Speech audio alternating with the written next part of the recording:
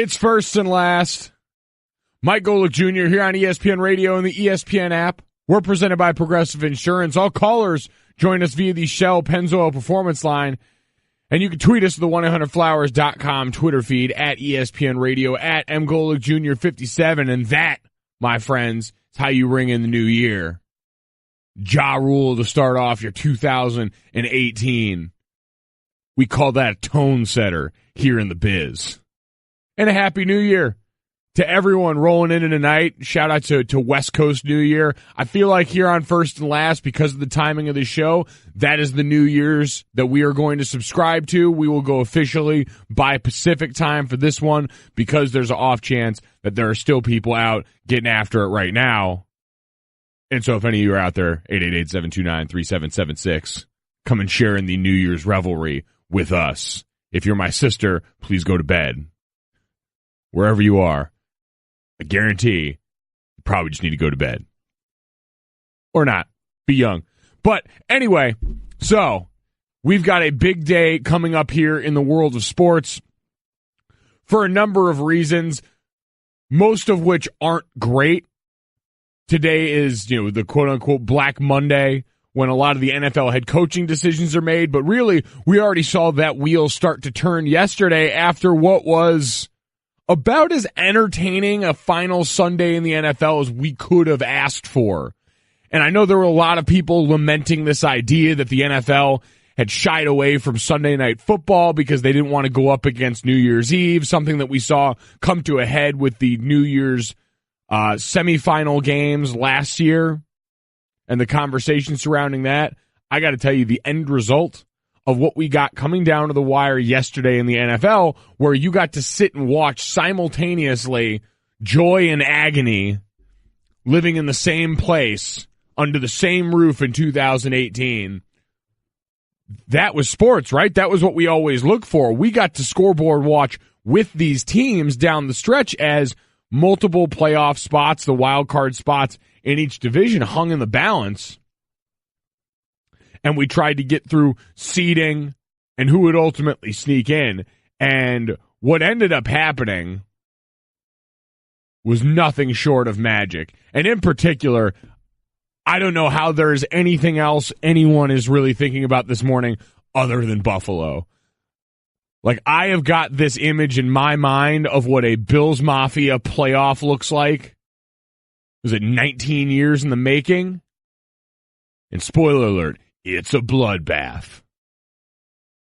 But better than just that idea was how we got there. And we mentioned that yesterday down the stretch you had this unbelievable joy and agony really going on in two stadiums at the same time, because on one hand you had the Baltimore Ravens, who were going into that game, I think by our FPI, darn near 95% predicted to get into the playoffs, going up against the division rival in the Cincinnati Bengals, who Marvin Lewis may be part of the coaching news of the day coming up, something we've heard angling out there for a couple of weeks now. And all of it mattered not in that moment, because you had a team in the Cincinnati Bengals who had a game left to play. Maybe they played a little bit for their coach. Maybe they just played for that professional pride we always hear about. But regardless, it brought us down to a last-second drive where the Cincinnati Bengals pulled one out and simultaneously sent their rivals in the Baltimore Ravens in that division home packing, while also jettisoning the Bills into the playoff picture. This is what it sounded like first on the Cincinnati call. Dalton waiting for the shotgun snap. Now Uzama moves into the slot. Dalton catches the football. He's back to throw. Inches up in the pocket. Throws. Yeah. Caught by Boyd. To the 15. The 10. Yeah. The 5. Touchdown. Tyler Boyd on 4th and 12. Man. It's a 49-yard touchdown. Ooh, baby. And the Bengals lead with 44 seconds to go. Man, woo, baby. That was ESPN 1530 in Cincinnati. So you've got radio hype man extraordinaire backup vocals on the strong finish to a season that was lackluster overall for the Bengals. And then on the other side, you've got the call for the Baltimore Ravens on that same final play, and you can guess the tone's a bit different. Andy Dalton takes the snap, steps up, fires down the middle, complete at the 15, 10, 5, touchdown, Cincinnati. Tyler Boyd with a touchdown.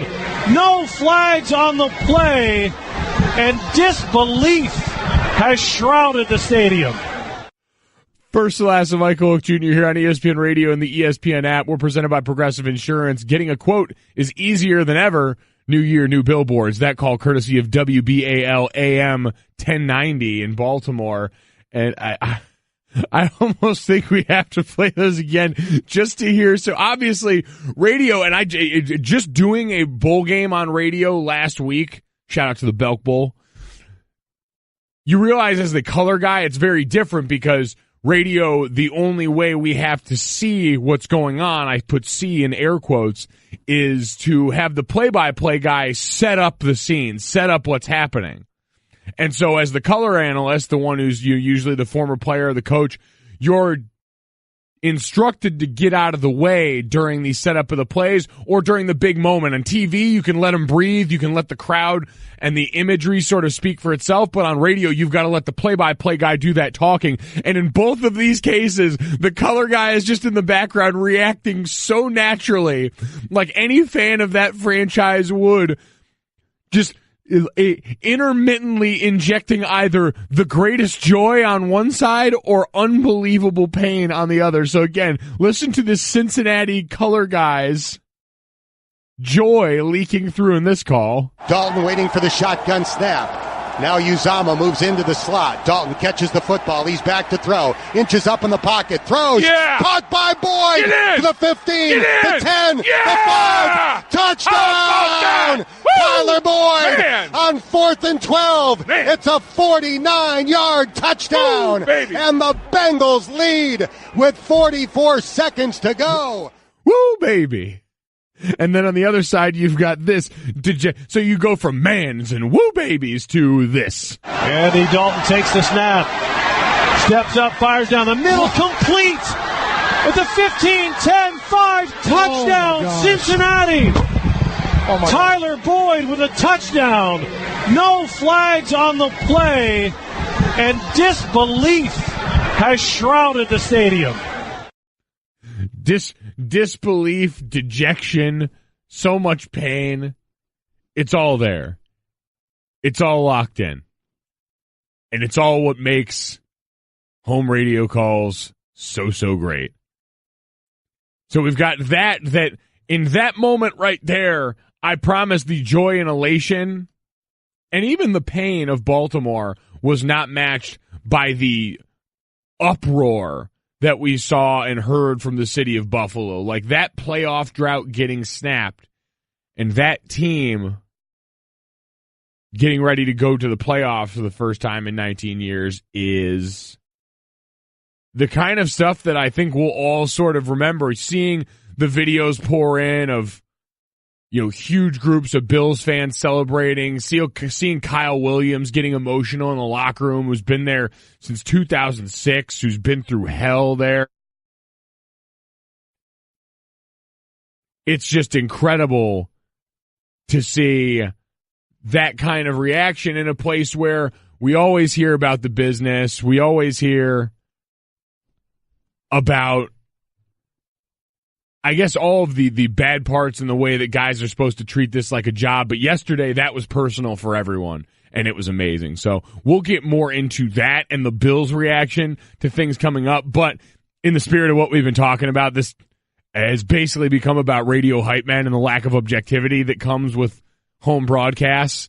We couldn't help ourselves but bring back, it's 2018 now, so later in the show we'll do sort of the year in review, but one of the last gems that 2017 gave to us was the Cedric Maxwell call of James Harden's second offensive foul this past Wednesday. This is on 98.5 The Sports Hub, and this really drives home what we were talking about. Harden knocks down Smart again and turns the ball over. James Harden implodes in front of a national television audience. Take that with your beard. Oh my God. Oh my God. First and last, the podcast. It already started yesterday, so we talked about in the NFL the whirlwind of endgame action of that 4 o'clock window of games and the developments it had for the playoffs. Shout out to the Bills Mafia heading to the playoffs for the first time in almost 2 decades. Huge moment for that city. Huge moment for fold-up tailgate tables everywhere that will soon be broken and burst into flames. Hopefully, Buffalo, as you get ready to already celebrate, I didn't realize that was yesterday. It was basically a New Year's Eve multiplier for the city of Buffalo. Like, people are already going out on amateur night to get after it, and now you add into that the city unifying sports rage of making the playoffs for the first time in a while. We know how Buffalo has responded to the bad times, and now you're going to give them something to actually celebrate. Hopefully that's still standing today. There's a nice casino out there that I would like to see not burnt to the ground. So do the right thing, Buffalo. Celebrate responsibly. But that being said, there was also some pain that we know comes with yesterday going into today, and we already saw some of those moves starting to get made in the world of sports yesterday, and one is particularly shocking. So it's always interesting, the scenarios that merit a coaching change or that evolve into a coaching change. Marvin Lewis and the Cincinnati Bengals, one that people believe is coming, is a good example, because this is one on the sort of middle of the spectrum where this has been a coach who's been a part of bringing this franchise back from the depths before most people will talk about who are around, how different that Cincinnati franchise looked, how Browns-esque it was before Marvin Lewis showed up. But they've been at this for almost 15 years with no playoff success, and so at some point you look and say, all right, we probably just need to change this up. Then on the other end, you've got names getting floated around of coaches like Vance Joseph and people that have been in their jobs for a year or two. We already saw Ben McAdoo let go after 2 seasons of ineptitude. And then you've got sort of in the middle, which is where I think you would find Jack Del Rio.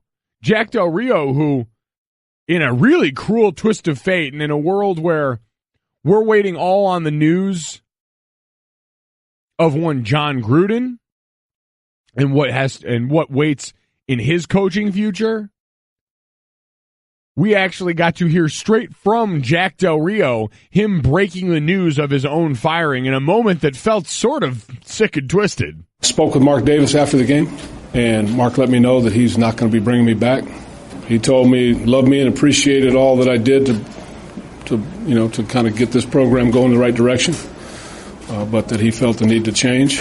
I told him how much I appreciated the opportunity he gave me. I mean that. Very grateful. My childhood team, but it's a results business. I understand that. First and last of Mike Golic Jr. That's tough to hear. Clearly some emotion there. He mentioned his childhood team. A lot there for Jack Del Rio to chew on, and for a guy that last year was a broken leg away from all of this being different. Like Derek Carr's broken leg down the stretch this year, no doubt changed the trajectory for this franchise, or did it?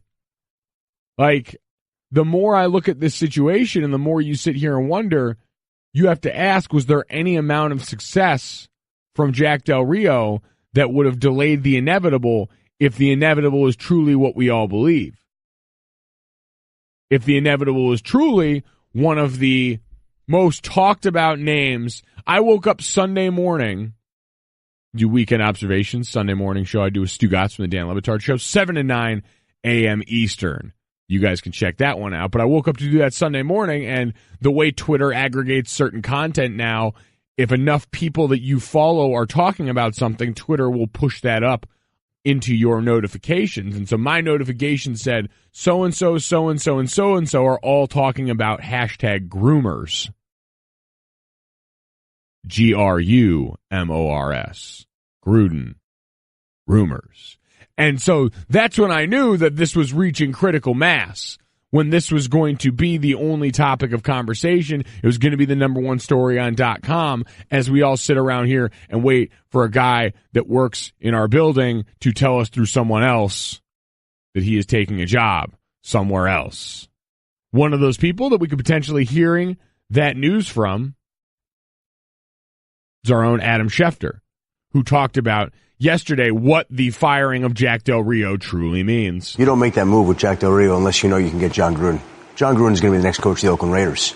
The only question is when it happens. You don't make that move without knowing that you're convinced that you can get John Gruden.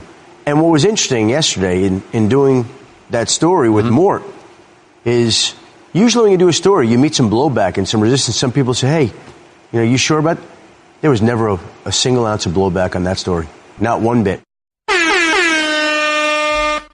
Okay, Shefty, say it with your chest then. So Shefty clearly ready to go. And again, the strangeness of this is not lost on me. I remember laughing to myself when Herm Edwards, another one of the coaches in the incubator here at ESPN, waiting for that next job. I remember laughing seeing the Adam Schefter tweet breaking that news saying, instead of sources confirmed, basically the equivalent of, I talked to Herm Edwards, and he said that, confirmed by Herm. I don't feel like we're going to get that here with Gruden, which seems insane because we had to trot Jack Del Rio up there to talk about getting his own head cut off in his press conference. But John Gruden, who works here, couldn't just pop over to SportsCenter and be like, yeah, I'm going to do this. I'm going to take a hike. I'm going to go back Oakland. If Gruden really wanted to make his stamp and get 2018 off and popping, he'd make a Twitter page with just him in Raiders head coaching gear and the avatar, and then tweet a gif of Chucky.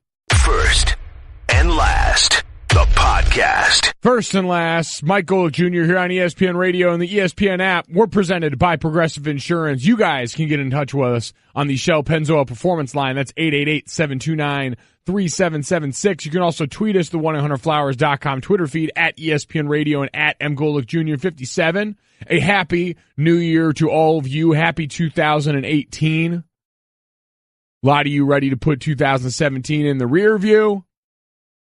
A lot of us overall. A lot of people thought maybe it was a tough year. Well, new year, new you, right? Get ready. We've seen a lot of empty gym pictures, them getting ready for the onslaught coming on, a lot of reflection. I hope you posted the most meaningful quote you had in the vault on one of your respective social media accounts. Lord knows I did, because I can't help myself, and I'm petty. Jeremiah Hine tweets in the 1-800-Flowers.com Twitter feed, said, I've become a dedicated follower of Weekend Observations because I haven't gone to bed yet. Still raging after New Year's and stumble across First and Last at 4 a.m. What a dark, lonely existence you must live. Happy New Year, sir. Not exactly a ringing endorsement, but probably the endorsement that we deserve around these parts at First and Last. So we certainly want to get you guys involved, but we started looking ahead into the world of sports in 2018. So much of New Year's is about reflection. We thought we would look forward and try and figure out what sports stories we want to see going into 2018. And 888-729-3776. If you've got a sports story that you would like to see going forward, predict going forward, or are just plain hoping for, feel free to share. 888-SAY-ESPN. And we thought in a lot of the major sports, certainly it can be, what are things that we would like clarified? Like in the NFL, I know most people's NFL New Year's resolution type deal is going to be, what is a catch?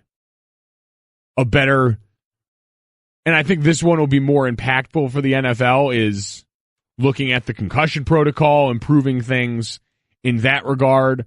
For me, I want to build on whatever the Bills do in this postseason run.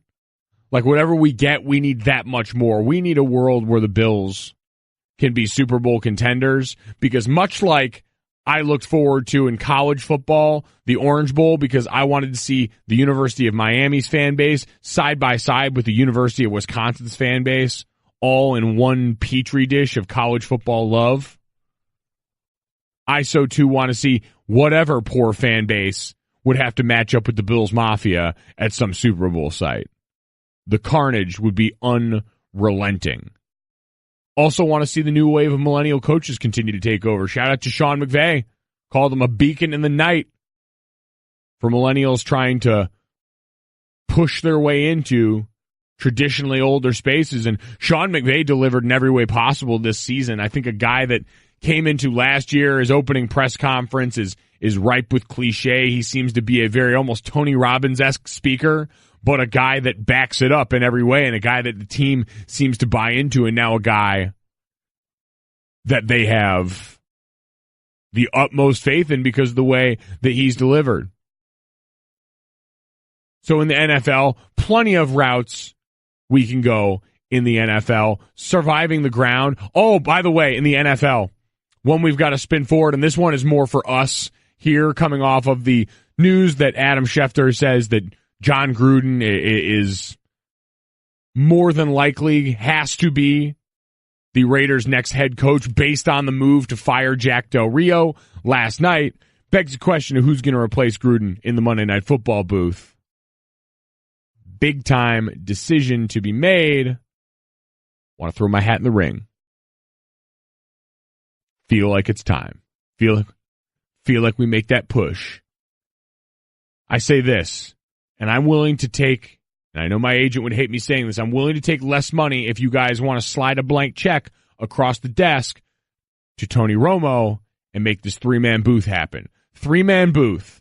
Me, Tony Romo, running game on the color commentary, play-by-play analyst, Stu Gatz. Just throwing it out there. That's a free one. It's the 2018 kickoff special. The amount of offensive line breakdown from you would be insane. Oh, but the thing is because I know that Tony would have the rest of it covered, but Tony's also very pro-offensive line. He's the only guy I heard breaking down the Pittsburgh Steelers' double-team-laden offensive line blocking schemes and how it marries up perfectly with Le'Veon Bell's running style. He really is a friend to the line. How did that make you feel, like deep down in your core when he said that? My pants were off. They were just gone. I looked down and they had spontaneously combust, and I sat there, pantless, unsure of how I got there or what I was going to do next. That's what happened, Devin. That was what my life was like. Where were you when Tony Romo brought up offensive line play? First and last with Mike Golic Jr. here on ESPN Radio and the ESPN app. At work, pants on now. HR, stay away. I'm good. So we've got the NFL, plenty to go on there. Monday Night Football falling into NFL headline. Major League Baseball. Really, this list is short for us. First and last, we've been sitting here compiling lists. More home runs. Like, we've got a team with Giancarlo Stanton and Aaron Judge on it, Gary Sanchez, Didi Gregorius, all the rest of those guys. Like, just a home run every other at bat. We broke the home run record last season league-wide in Major League Baseball. Let's break it again. It's the era of the long ball. Let's bring it all back. We know that this bubble's eventually going to burst. Like, I feel like this Major League Baseball home run boom is going to be like Bitcoin. If it's too good to be true, it probably is. But darn, you can have some good times in there before it all comes crashing down. And, by the way, it's the year of Shohei. All in on Shohei Ohtani. All in.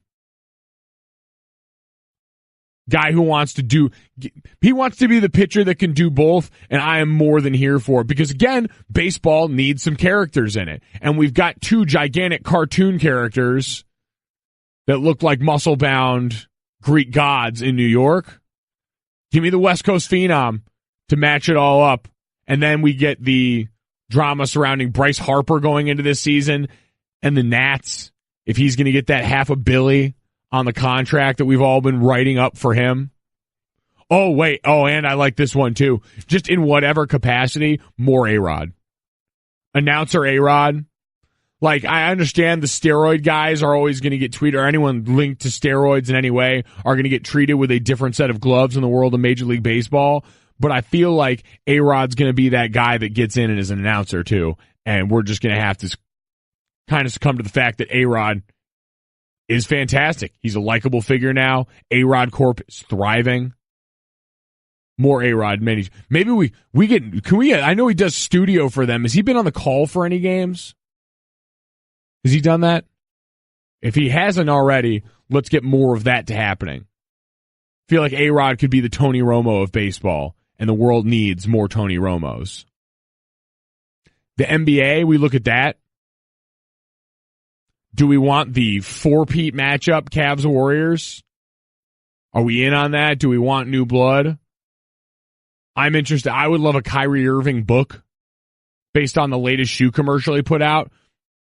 I understand it's been a year for Kyrie where flat earth theories and plant-based diets have dominated, but to take all of that and to spin it into a commercial that appears very self-deprecating, you kind of want me back, so I'll read the book. I'll hear what theories you got. Throw them all out there. By the way, next wave of super teams, we've seen all these big threes forming up.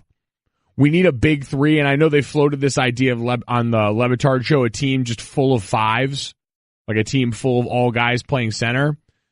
I feel like we've forgotten about Anthony Davis. We need to get Anthony Davis out of New Orleans. We need to get Giannis out of Milwaukee, and we need them to combine forces somewhere. Maybe, honestly, if we can get those two in Philadelphia with Ben Simmons and Joel Embiid, we will have the biggest, longest, freakiest team of hyper-entertaining guys on the planet. None of that is feasible, but again, this is a master wish. This is a wish list. I essentially want to create an all-star team in Philadelphia because I care about that team and I care about the process. And, of course, in the world of golf, I said it when it came up the other day. When Tiger was back for his first tournament, doesn't really do anything for me.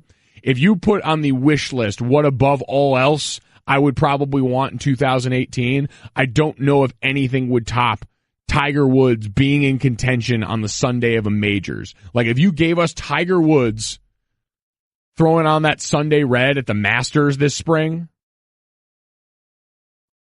2018, all of us would collectively be me listening to Tony Romo talking about offensive line play. Pants off. Bleeping pants off. First and last, the podcast. Happy 2018. Happy New Year to everyone. Waking up, going to bed, wherever you're at. This is sort of the strange day. This is really the first and last holiday, if you will.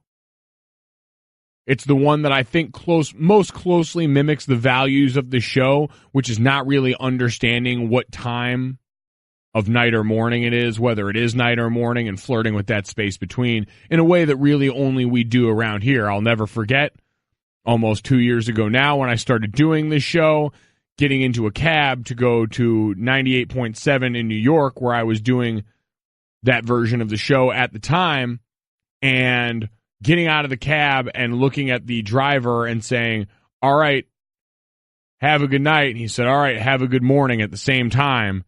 And I realized at that point in time that I had wandered into radio limbo. Well, New Year's Eve, tailor-made for this right now, as some of you are getting up, getting ready to rise and grind your way into 2018, and the rest of you are just hopefully getting home safely. We will say that much.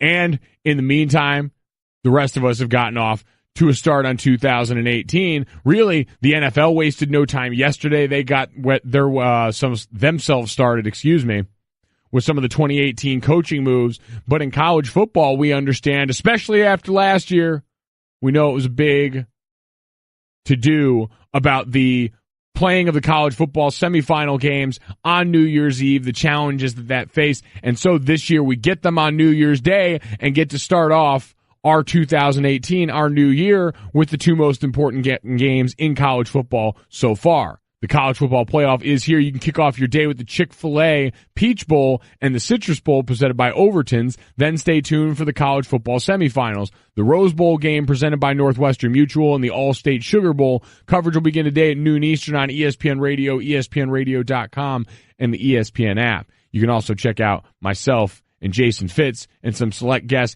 inside the Golic and Wingo bus, which is a thing, Didn't know that. Mom, my face is on a bus. Look out. Pants optional or? I think because there's going to be multiple work folks over there, pants are going to be on. We're decidedly pants on. Organization shouts out to HR. Gonna be totally upfront about that. Pants are going to be all. I might wear 2 pairs of pants. Wearing 2 pairs of pants right now. It's cold. It is cold out here. Saw that too, by the way. Speaking of New Year's, I just saw on the ABC News is up here. Said the headline, the tagline said, over 1 million people shiver in Times Square. What do you do? I have never in my life understood what the appeal of that is, of that moment. I am all for reflecting back on the year that was. I am all for looking forward and being a part of the year that is coming up. Using it as a point to check in with yourself, see what's going on in life. There ain't no need to do that in Times Square. Heard there are people wearing diapers out there in Times Square. And I'm all for wearing a diaper when the occasion calls for it. I don't know if New Year's Eve is diaper time. Maybe it is for you. Not in my 2018. We'll see if we can live a diaper-free life. We'll see. I can assure you that the Golic and Wingo bus will have no diapers on it as we get ready to dive into the college football playoff games that are finally coming up tonight. And these come hotly contested, and they'll be even more hotly contested, I think, when you start to look at the results that came up this weekend, particularly what we saw from Ohio State. So we had Ohio State and USC play this weekend in the Fiesta Bowl? The Cotton Bowl this weekend. And Ohio State went out there and cemented who they were. A lot of people are going to come off this weekend talking about the dominance of the Big Ten through bowl season so far, the ineptitude of the Pac-12, which was really highlighted in that game. Because conference supremacy is something that we covet above almost everything else in sports, because when you think about it, there's not that same sort of pride when you get to the professional ranks, among divisions, among conferences. It really is unique to college, because especially for colleges that are never going to compete for national championships, never going to compete on this level, it's a place for rallying cries. Like, I always sort of mock the low-level SEC fans that are there shouting those 3 letters at any sporting event, understanding darn well that you're not contributing to the strength of those 3 letters. And so it always makes me chuckle. Plus, I'm an elitist independent school. That tends to happen. You guys can all bathe in my tears if today goes poorly against LSU. I'm nervous. A lot of suspensions for Notre Dame. But conference supremacy is something that we cover because, again, it makes everyone feel good. But I didn't look at USC and Ohio State and think that that game was a reflection on the Big Ten, who, at the midway point of this season, I said was the best conference in college football. They had 5 teams in the top 25 at that point. Penn State climbed all the way up to number 2 around the midpoint of the season before Ohio State knocked them off in a really exciting game. Michigan State was up this year. Michigan was sort of middling, which was the story of this season. Michigan State will take on South Carolina coming up as well. And so none of that really ever reflected back on the conferences for me, because, again, conference strength is sort of something that you can move the goalposts all the way around on, depending on what your judge is. Do you judge based on the best teams in the conference? I've heard some people say your conference's strength is how many national championships it's won, how many teams are in contention to win a national championship. Is it top to bottom your strength? Are you only as strong as the weakest team in your conference? On and on down the list. None of that really matters to me. What matters is how we assess the teams that were involved in this season, because so much can change from year to year, and we still haven't figured out a good way to cross-pollinate these conferences and get a better read team to team, because bowl season's a different animal. That gap between games matters. It would be fascinating if you could play these games right after that last week of the season. If you could just roll in to the college football playoffs or roll into bowl games, because then I think you get a little more accurate measure. You don't have time to sit around and start thinking about what's coming up in the next year, time to think about the new staff that's taking over for a lot of these teams. You don't have time for that. Instead, you just continue to stay in the mode that you've been in. But we understand that there's a litany of reasons. Most of them are green and have dollar signs around them that prevent this kind of stuff from happening. Because this creates an entirely different sample set. And you can't treat this as something that's perfectly emblematic of who these teams are. Because all I did was look at Ohio State and say, man, well, there was more of the team we thought we could have had this year, who grossly underperformed in the games when it mattered, who got blown out inexplicably by a team in Iowa, who just lacked the focus. And for the Pac-12, you can maybe say top to bottom that conference has lacked a little bit of focus this season and this bowl season as they've really struggled. But that to me is more about what we missed out on rather than an indictment of any one conference over the other. So now we look at what comes up tonight, though, and you'll understand those motivations are pretty singular in these games coming up tonight. And for the 4 teams involved in the playoff, it becomes a lot easier to measure these things. And as we've separated them off, they're the only games that we can count on for sure and say, we know the motivations on both sides. It's still to win a national title, and that motivation is strong. So we've got that to look forward to today is 2 games, and Baker Mayfield has been ill coming into this week. His head coach Lincoln Riley talked about that. He's sick, we're trying to push him to get better, trying to just get over the hump. Haven't been able to get over the hump as far as his illness yet. He was pretty sick on the trip out and got a little worse there for a couple days and hopefully starting to level off now. Which is something to keep an eye on, the Heisman Trophy winning quarterback of a team that needs him to play above and beyond. When you look at what every team is going to need going into the playoff tonight, Baker Mayfield is at the top of the list. Maybe for any team. You could argue that no one player is going to be more instrumental to his team winning a national title than Baker Mayfield. In fact, I don't even think it's close for second. Without Baker Mayfield playing at a level that we've seen him play especially the second half of the season in that stretch, this Oklahoma team, I don't even think has a shot. He has to be special. Everyone else is going to get by on the strength of the collective, on the strength of what they've built in those institutions. Alabama, can they get healthy enough overall, especially at linebacker on defense? Can their offensive line, that unit, collectively match up with Clemson and the studs that they've got on their defensive front seven? We'll point out Kelly Bryant, we'll point out Jalen Hurts, but both of those guys are going to be tremendously important, but both of them have a run game. Clemson has an offensive system that is now working into a second quarterback, requires a ton of talent, but is still one that utilizes the quarterback run, does all these things very naturally to put you in a position to succeed. Whereas Baker Mayfield actually has a lot of the weight put on his shoulders in the decision-making and execution process.